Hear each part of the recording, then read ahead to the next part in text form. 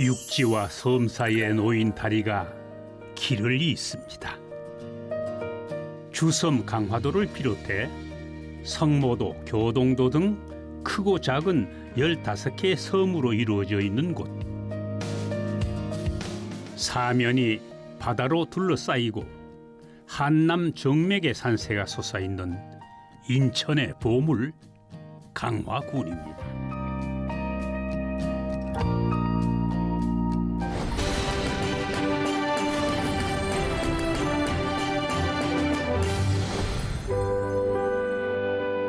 강화는 그 입지 덕분에 예로부터 호국의 고장으로 이름을 떨쳐왔습니다.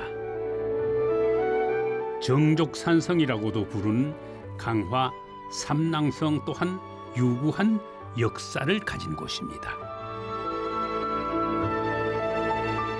연대는 정확하지 않지만은 당군의 세 아들이 성을 쌓았다는 기록이 고려사에 남아 있는데요. 조선 고종 3년 병인 양요 때 동문과 남문으로 공격해온 160여 명의 프랑스군을 양헌수 장군이 무찌른 곳이기도 합니다. 오랜 세월 동안 적으로부터 방어해왔던 든든한 장벽 삼랑성.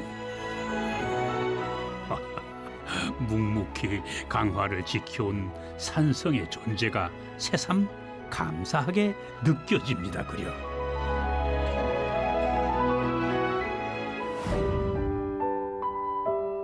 예로부터 우리나라에는 외적의 침입이 잦았지요. 강화는 한강에 진입하기 위해 반드시 거쳐야 하는 곳이었는데요. 자연스레 강화는 수도를 지키는 군사적 요충지로 그 역할이 중요했습니다.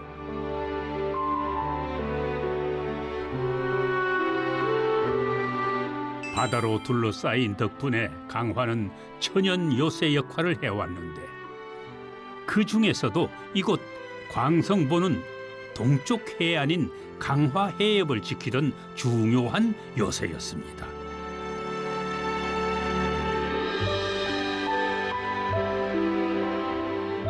광성보는 병자호란으로 강화도가 함락된 후 체계적인 방어를 위해 조선 효종 9년 해협 주위에 설치한 12개 진과 보 중에 하나입니다.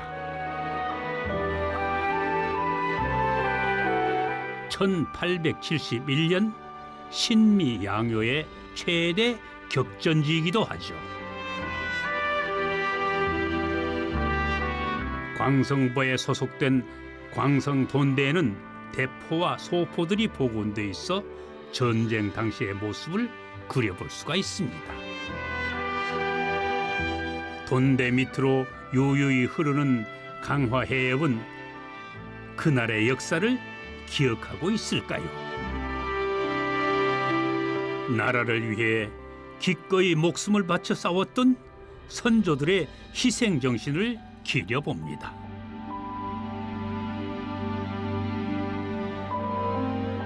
역사의 아픔은 남아있지만은 강화의 바다는 오늘도 변함없이 사람들의 발길을 이끌고 있습니다.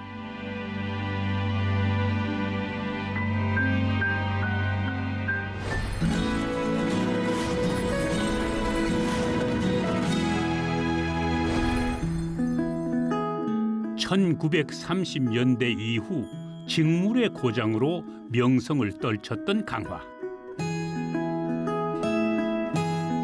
곱게 손질한 실들을 햇살 아래 말리는 모습은 한때 강화에서 흔히 볼 수 있었던 풍경이었습니다. 이 실로 강화의 특산물 소창이 만들어지는데요. 우리 삶과 늘 함께 해온 소창은 100% 목화솜으로 만들어진 천입니다. 쓰임새가 일반 원단처럼 옷감이나 이런 뭐 디자인이나 패턴이 들어간 천이 아니라 보시면은 무지예요, 무지. 그 실생활에 쓰는 수건이나 행주 이런 용도다 보니까 일반 원단이랑은 좀 다른 것 같아요. 고색 찬연한 느낌의 이 직물 공장은 강화에 몇 남지 않은 소창 공장 중에 하나인데요. 3대를 이어온 곳으로 강화 직물 산업의 역사를 고스란히 간직하고 있는 곳입니다.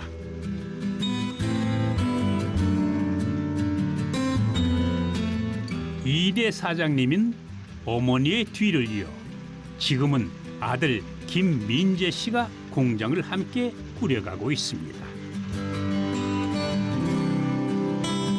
원래는 다른 일을 하다가 자연스레 공장 일에 합류하게 되었는데요. 기왕 시작한 일 제대로 배우자 싶어 기계 가공 기술도 공부를 했습니다. 소창을 짜고 있는 직조기. 이젠 생산되지도 않는 기계지만은 여전히 우렁차게 돌아가고 있습니다. 이게 기계가 저게 개발된 게요. 산업혁명 때로 가요. 엄청 오래된 기계예요, 사실은. 방식 자체가. 요즘 나오는 거는 센서라든지 그런 자동화가 다 돼 있어서 말 그대로 자동화가 돼 있어서 기계가 쓰죠. 근데 쟤는 사람이 꺼줘야 하기 때문에 기계가 돌아가는 동안은 계속 사람이 돌아다니면서 지켜봐 줘야 되고 실이 끊어지면 그걸 또 이어줘야 하고 그러니까 보통 11시간, 12시간을 계속 걷는다 생각하시면 돼요. 저 기계 보는 동안. 소창은 사람 손을 거치지 않는 단계가 없는데요. 가공부터 직조까지 모두 수작업으로 이루어집니다. 우선 원사를 삶고 헹구고 풀을 먹여 건조시킨 후 다시 감아야만 비로소 원단 직조를 위한 밑작업이 끝납니다. 제가 여기 처음 들어왔을 때는 저 포함해서 5분이 일을 하던 거를 지금은 어머니랑 저 해가지고 한 분 더 해서 3분이서 하거든요. 그러니까 나이들이 드셔서 일을 못 하시게 되니까 그러니까 젊은 친구들이랑 같이 해야 되는데 지역이 시골이다 보니까 좀 만만치 않죠. 그런 부분이. 비록 사양길을 걷고는 있지만은 최근에는 친환경 제품들이 각광받으며 강화 소창에 대한 관심도 조금씩 되살아나는 추세인데요. 세월의 풍파 속에서도 묵묵히 돌아가는 오래된 기계처럼 강화 소창 또한 현재 진행형인 소중한 문화유산입니다. 어머니가 하셨을 때는 미래를 안 보셨어요. 그냥 어머니 한 환갑쯤 되면 안 해야지 생각만 하셨었어요. 근데 이제 제가 들어옴으로써 미래가 그려진 거죠. 이걸 가지고 할 수 있는 일이 더 생겼으니까. 그래서 어머니의 환갑에서 끝날 일이 이제 제 환갑 때까지 해먹을 일로 바뀐 거죠.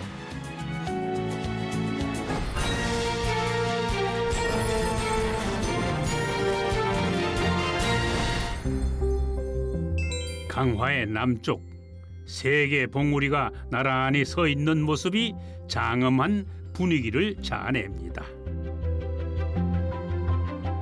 강화에서 가장 높은 산이자 민족의 영산 만이산인데요. 우리나라에서 가장 강한 기가 흐르는 곳이라고도 합니다. 만이산 위에 자리한 참성단은 단군이 하늘에 제사를 올리기 위해 쌓은 제단이라 전해지는데요. 지금도 해마다 개천절에 제천 행사가 거행되고 있습니다. 제단은 자연 속으로 둥글게 쌓은 하단과 네모로 쌓은 상단으로 구성되어 있는데요. 둥근 하단은 하늘, 네모난 상단은 땅을 상징한다고 합니다. 신비로운 기운이 물씬 풍기는 만이산과 참성당. 그야말로 강화도의 진수를 보여주는 상징입니다.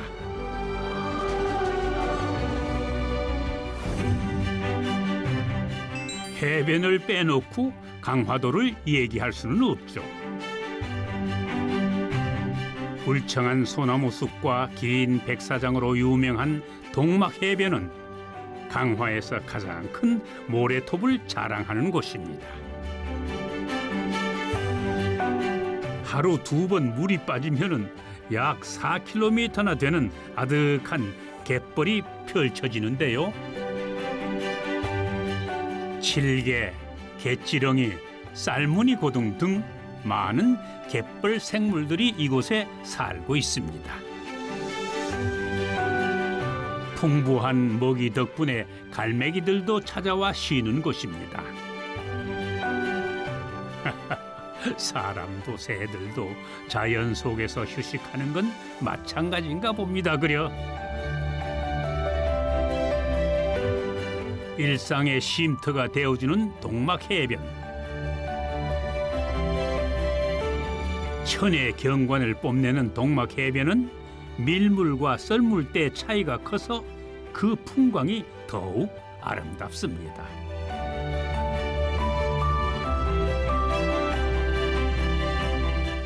서해 바다에선 왠지 모를 먹먹함이 느껴집니다. 투명하고 맑은 바닷물은 아니지만은 갯벌을 품은 바다는 끈끈한 생명력을 간직하고 있는데요. 거기서 풍기는 삶의 내음은 서해만이 갖는 특유의 매력이겠습니다.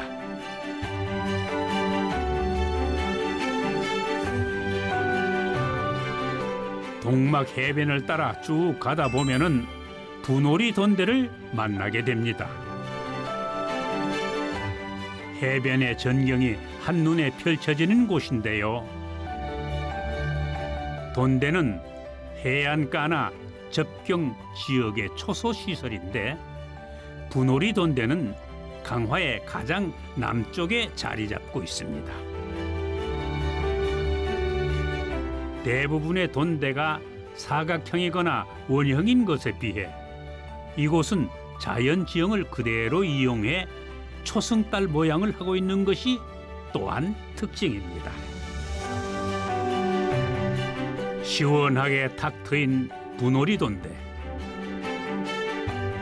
역사와 바다를 함께 품은 강화의 아름다운 풍경입니다.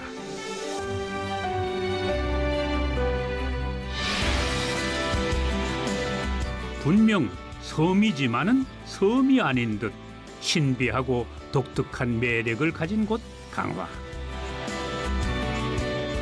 강화는 한반도 역사의 축소판이라고 할 정도로 곳곳마다 다양한 역사의 숨결이 생생하게 살아 있습니다.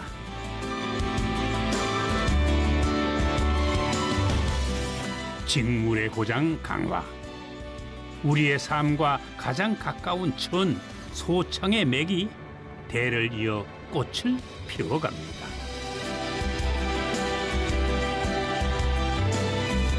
우리 민족의 뿌리, 당군의 신성함이 깃든 만이산과 태고의 생명력을 간직한 동막 해변의 갯벌까지 자연과 역사가 어우러진 고장 강화도는 오늘도 유구한 시간을 품고 천천히 흘러가고 있습니다.